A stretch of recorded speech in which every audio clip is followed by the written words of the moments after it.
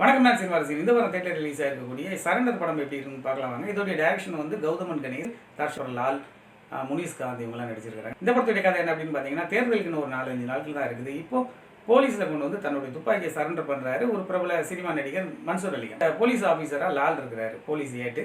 அவருடைய கண்ட்ரோலில் இருக்கக்கூடிய அந்த துப்பாக்கி இப்போ மிஸ் ஆகி போகுது. இந்த பொறுப்பை நம்ம ஹீரோ அவர் வந்து ட்ரைனிங் எஸ்ஐ வர்றாரு தர்ஷன், அவர்கிட்ட ஒப்படைக்கிறாங்க.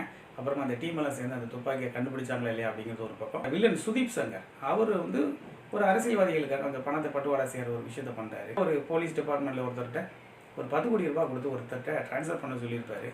அந்த பணத்தோடு அவர் போகும்போது விபத்து ஏற்படுது. அப்புறமா அந்த பணம் என்ன ஆச்சு அப்படிங்கிறது ஒரு பக்கம். அந்த பணத்தை தேடி இந்த கும்பல் பயணிக்கிறாங்க.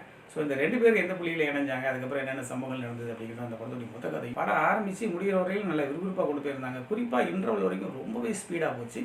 இன்டர்வலுக்கு அப்புறமும் அந்த கதையை கொண்டு வந்து முடிக்கிறதுல அந்த டேரக்டர் வந்து ரொம்ப கவனம் எடுத்து ரொம்ப அட்டகாசமாக முடிச்சிருந்தாருன்னு சொல்லலாம். எந்த அலட்டும் இல்லாத ஒரு ஹீரோ கேரக்டர். 8 தோட்டக்களை வெற்றி நடிச்சிருப்பார் பாருங்க, அது மாதிரியான ஒரு ரோல். அவருமே சிறப்பாகவே பெர்ஃபார்ம் பண்ணியிருந்தார். அதே போல் முனிஸ் காந்த் திருச்சியிலேருந்து சென்னைக்கு கள்ளத்துப்பாக்கி வாங்க வரக்கூடிய ஒரு கேரக்டர். அவரும் அவருடைய டீமும் ஒரு 4-5 பேர்.